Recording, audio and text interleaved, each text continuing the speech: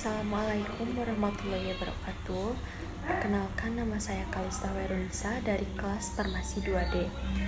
Saya di sini akan menjelaskan tentang amonium atau NH4+ yang dikutip dari jurnal Pemerangkapan Amonium atau NH4+ dari urin dengan zeolit pada berbagai variasi konsentrasi urin. Nah, topik yang akan saya bahas kali ini yaitu ada latar belakang, pendahuluan, metode, hasil, dan kesimpulan. Latar belakangnya yaitu urin sebagai limbah yang mengandung nitrogen dapat dimanfaatkan sebagai sumber pupuk. Akan tetapi, pada kondisi tertentu dalam air, urea mempunyai ion amonium yang dapat berubah menjadi nitrit yang bersifat racun atau berubah menjadi amoniak yang dapat mencemari udara. Untuk mencegah masalah lingkungan tersebut dan efisiensi pupuk, maka digunakan zeolit untuk memperlambat dan mencegah perubahan ion amonium menjadi ion yang bersifat racun. Nah, ion amonium ini memiliki peluang terbesar untuk terserap dalam zeolit dengan cara penukaran kation. Penelitian ini dilakukan dengan tujuan untuk menentukan karakteristik struktur zeolit setelah diimpregnasi basah dan menentukan konsentrasi optimum urin terhadap kapasitas adsorpsi zeolit. Nah, yang selanjutnya itu ada pendahuluan. Salah satu penghasil nitrogen adalah limbah manusia, yaitu urin atau air seni yang akan dimetabolisis menjadi urea. Urea merupakan produk akhir normal dari metabolisme protein yang berbentuk padat, larut dalam air, dan tak berwarna. Nah, urin ini sebagai limbah nitrogen yang mengandung urea tersebut dapat dimanfaatkan sebagai sumber pupuk. Pada kondisi tertentu dalam air, urea mempunyai ion amonium yang dapat berubah menjadi nitrit yang bersifat racun atau berubah menjadi amoniak yang dapat mencemari udara. Yang selanjutnya yaitu urin memiliki sifat kimia dan fisik, diantaranya adalah jumlah rata-rata 1-2 liter per hari tergantung banyaknya cairan yang dimasukkan, berwarna bening atau oranye pucat tanpa endapan, mempunyai bau yang menyengat, reaksi sedikit asam terhadap lakmus dengan pH rata-rata 6, sedangkan posisi urin adalah 69% air komposisi ya. Sedangkan komposisi urin ini adalah 96% air, natrium, pigmen, empedu, 1,5% garam, kalium, toksin, 2,5% urea, kalsium bikarbonat, kreatinin N, magnesium, kreatinin, klorida, asam urat N, sulfat anorganik, asam urat, fosfat anorganik, amino N, sulfat amonia N, dan hormon. Untuk mencegah masalah lingkungan tersebut dan efisiensi pupuk, maka digunakan zeolit untuk memperlambat dan mencegah perubahan ion amonium menjadi ion yang bersifat beracun. Nama zeolit ini berasal dari dua kata dalam bahasa Yunani, yaitu mendidih yang artinya zeo dan litos yang berarti batu. Kerangka zeolit terbentuk tetrahedral dan saling dihubungkan oleh atom oksigen sedemikian rupa sehingga membentuk kerangka 3 dimensi. Kerangka struktur tersebut terdiri dari unit tetrahedral AlO4- dan SiO4 yang saling berhubungan melalui atom O. Zeolit ini terdiri dari 3 komponen, yaitu yang dipertukarkan, kation yang ditukarkan, dan aluminosilikat dan fase air. Zeolit memiliki sejumlah sifat kimia maupun fisika yang menarik, diantaranya mampu menyerap atau adsorpsi zat organik maupun anorganik sebagai penukar kation, katalisator, dan penyaring molekul berukuran halus atau molekular sieving. Pada penelitian ini digunakan metode integrasi basah, yaitu perendaman zeolit dalam urin dengan berbagai variasi konsentrasi agar amonium ini terdispersi dengan sempurna di setiap bagian permukaan struktur zeolit ini. Maka dilakukan pemanasan dan kalsinasi. Karakteristik dari zeolit ini menggunakan metode Fourier transform infrared atau FTIR serta analisa amonium yang terperangkap dalam zeolit menggunakan spektrofotometri UV atau VIS. Metode penelitian alatnya yaitu spektrofotometer FTIR merek Simanju, spektrofotometer UV atau VIS, open controller, neraka analitik, pipet volumetri, Becker glass 250 ml dan Becker glass 1000 ml, labu ukur 100 ml, corong, cawan porselin, spatula, dan batang pengaduk. Nah, bahannya yaitu urin manusia aqueous zeolit alam berukuran 10 mesh. Selanjutnya ada pengambilan sampel urin. Metodenya itu pengambilan sampel urin yang digunakan adalah pengambilan sampel memakai teknik simple random sampling, yaitu sampel dipilih langsung dari seluruh populasi tanpa membagi populasi berdasarkan kelompok-kelompok. Nah, jadi dengan teknik ini sampel dianggap mewakili populasinya. Sampel yang digunakan berawal dari urin atau air seni, beberapa orang relawan dan mahasiswa. Maksudnya beberapa orang relawan mahasiswa. Yang selanjutnya adalah preparasi zeolit dan sampel urin. Zeolit alam dibuat granular dengan cara dihancurkan serta mekanis kemudian diayak dengan pengayak berukuran 10 mesh. Zeolit hasil pengayakan diaktifasi dengan cara pemanasan dalam open controller pada suhu 1200 Celcius selama 2 jam. Selanjutnya urin dari manusia disimpan di tempat tertutup pada suhu 40 derajat Celcius dalam refrigerator.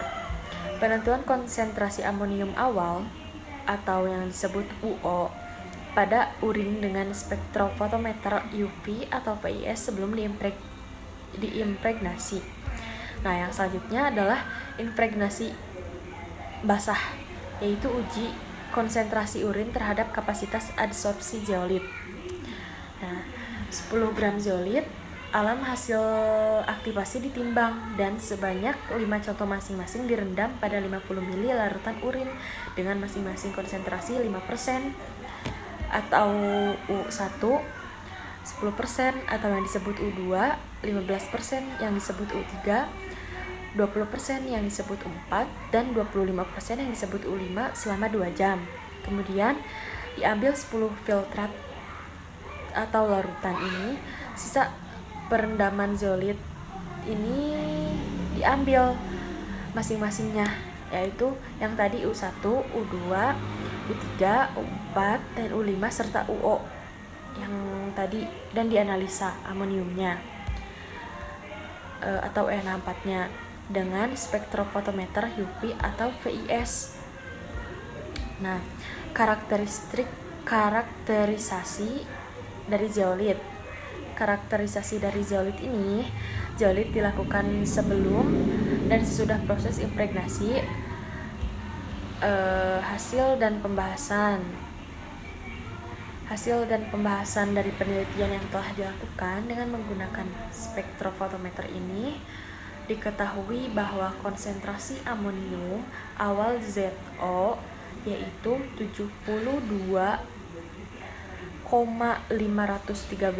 mg atau liter setelah diimpregnasi dengan zeolit dalam berbagai variasi konsentrasi urin dari 5%, 10%, 15%, 20%, dan 25%, menunjukkan nilai konsentrasi amoniumnya menjadi kurang dari konsentrasi ZO. Hal ini menunjukkan bahwa amonium itu terperangkap dalam zeolit. Nah, konsentrasi amonium terkecil dapat pada konsentrasi filtrat untuk Z4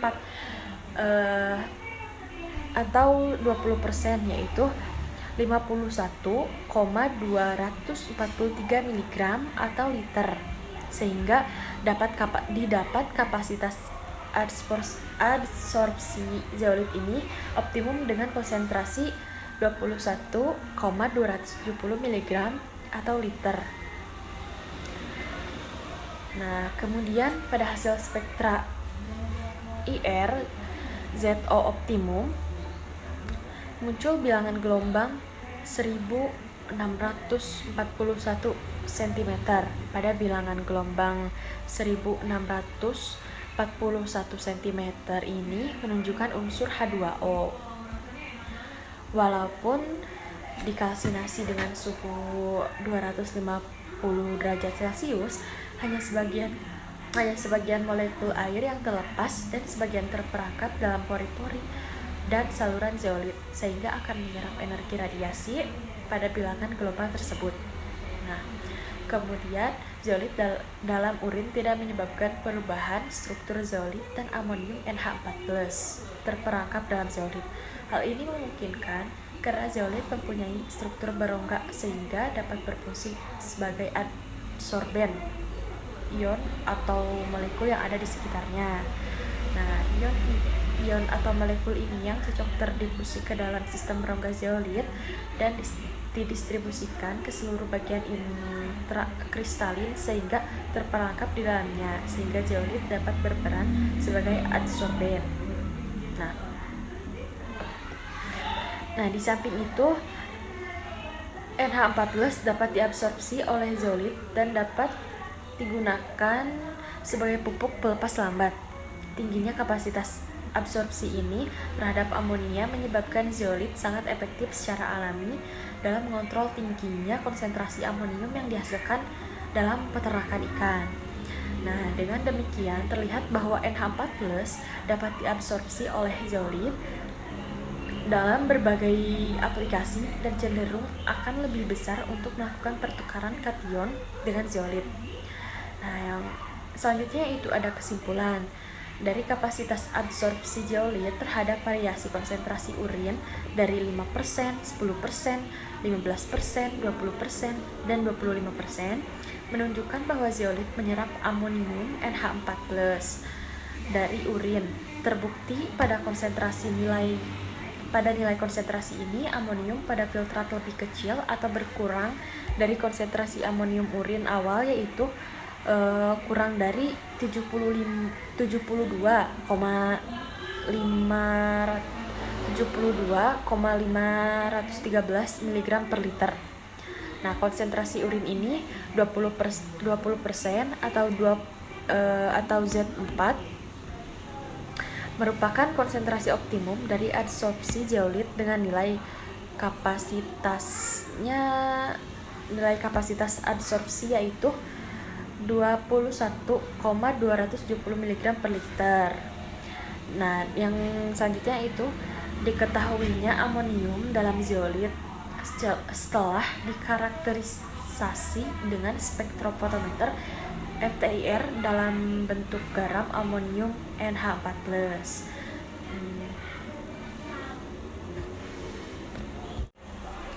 Yang selanjutnya saya akan menjelaskan materi kedua, yaitu materi tentang tiosulfat atau yang disebut S2O3 atau natrium tiosulfat yang disebut Na2S2O3,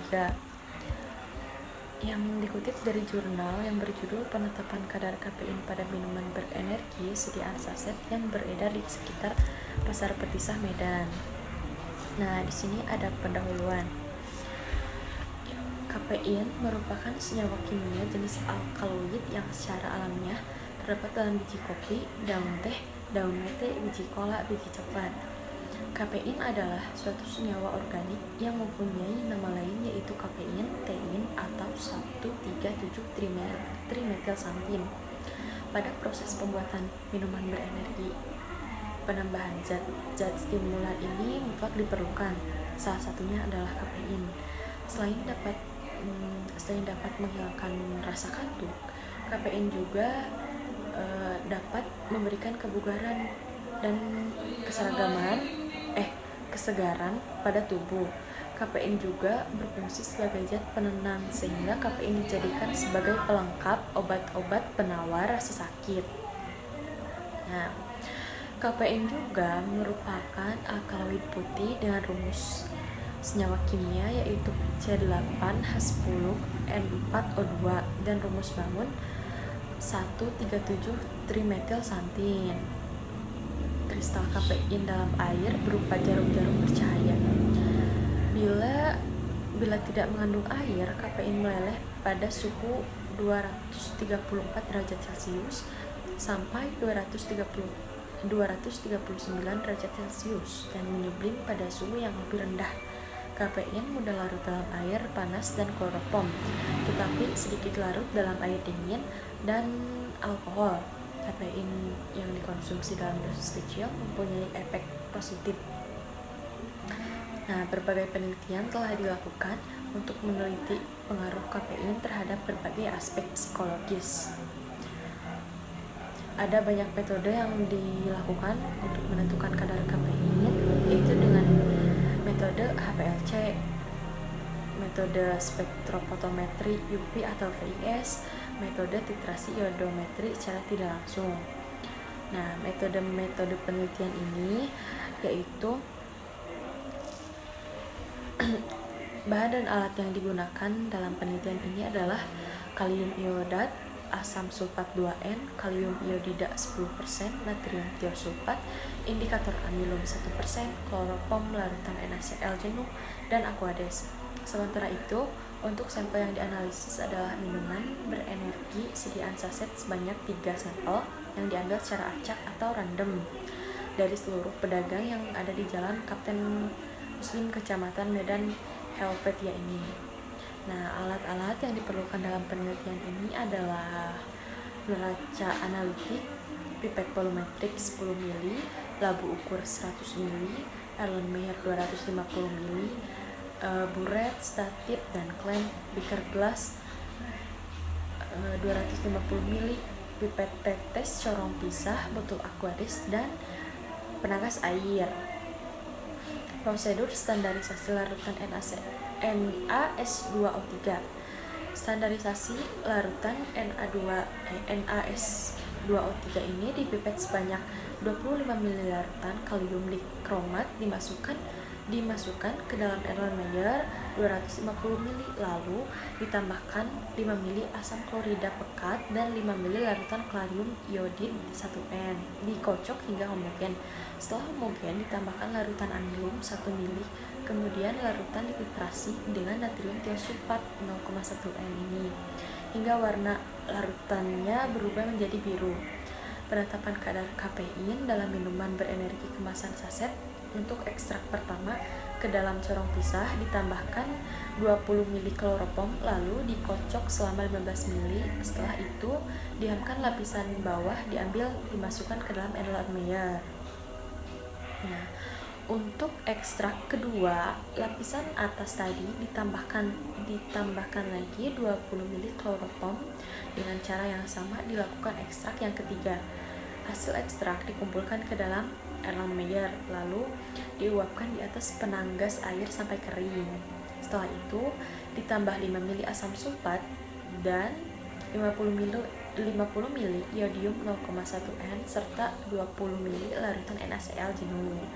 Nah, selanjutnya cukupkan volumenya sampai garis tanda, lalu diaduk dan dibiarkan selama 5 menit di tempat gelap dan ditutup dengan plastik. Titrasi dengan larutan baku natrium tiosulfat 0,1N hingga berwarna kuning muda. Tambahkan 2 ml indikator amilum, lalu dilanjutkan titrasi sampai warna biru tempat hilang. Dititrasi blanko 1 ml Na2S2O3 0,1N ini setara dengan 4,85 mg kafein. Nah, sekarang ada hasil dan pembahasan. Yang pertama itu hasil standarisasi Na2S2O3 0,1N. Dari hasil penelitian yang telah dilakukan yaitu pembuatan larutan standar Na2S2O3 0,1N. Dengan larutan primer KiO3 0,1 N diperoleh data seperti mengenai data pembakuan Na2S2O3 dengan KiO3 0,1000 N sehingga diperoleh konsentrasi dari larutan Na2S2O3 yang sebenarnya adalah sebesar 0,1074 N. Hasil penetapan kadar kafein. Pembahasan. Nah, dalam penelitian ini, sebelum melakukan penetapan kadar kafein pada minuman berenergi terlebih dahulu, dilakukan proses ekstraksi. Ekstraksi menyangkut distribusi suatu zat terlarut atau solut di antara dua fase cair yang tidak saling bercampur. Setelah diekstraksi, dilakukan penetapan kadar kafein pada minuman berenergi dilakukan dengan metode titrasi iodometri. Hasil ekstrak dikumpulkan ke dalam Erlenmeyer lalu diuapkan di atas penagas air sampai kering. Nah, setelah itu ditambahkan asam sulfat 4N dan 50 ml iodium 0,1 N serta 20 ml larutan natrium klorida jenuh. Selanjutnya, cukupkan volumenya sampai garis tanda, diaduk dan dibiarkan selama 5 menit di tempat gelap dan ditutup dengan plastik. Nah, setelah itu larutan yang tadi dititrasi dengan larutan natrium tiosulfat 0,1 N. Pada waktu titrasi larutan berubah menjadi warna kuning muda. Setelah kuning muda lalu ditambahkan indikator amilum 1 mili, larutan berubah menjadi biru, kemudian dititrasi kembali dengan natrium tiosulfat 0,1 N. Pada saat dititrasi larutan yang tadi berwarna biru berubah menjadi tidak berwarna atau berwarna biru menjadi hilang. Yang selanjutnya adalah kesimpulan. Berdasarkan hasil penelitian yang telah dilakukan, maka diperoleh kesimpulannya sebagai berikut, yaitu berat kafein untuk kode sampel BA yaitu 49,89 mg, berat kafein untuk kode BS yaitu 47,97 mg, berat kafein untuk kode sampel BJ yaitu 46,32 mg. Jadi, kadar kafein pada sampel BA, BJ, dan BS masih sesuai menurut Farmakope Indonesia edisi ke-4 tahun 1995 yaitu rentang antara 90 sampai 110% dan berdasarkan Dirjen POM nomor PO 0402301510 dan SNI nomor 01-684-2002 yaitu 50 mg per saji. Kadar kafein pada sampel BA, BJ, dan BS masih memenuhi syarat yang ditetapkan. Nah, sekian video dari saya. Mohon maaf bila ada kesalahan. Saya sadar video saya masih jauh dari kata sempurna. Sekian dan terima kasih. Wassalamualaikum warahmatullahi wabarakatuh.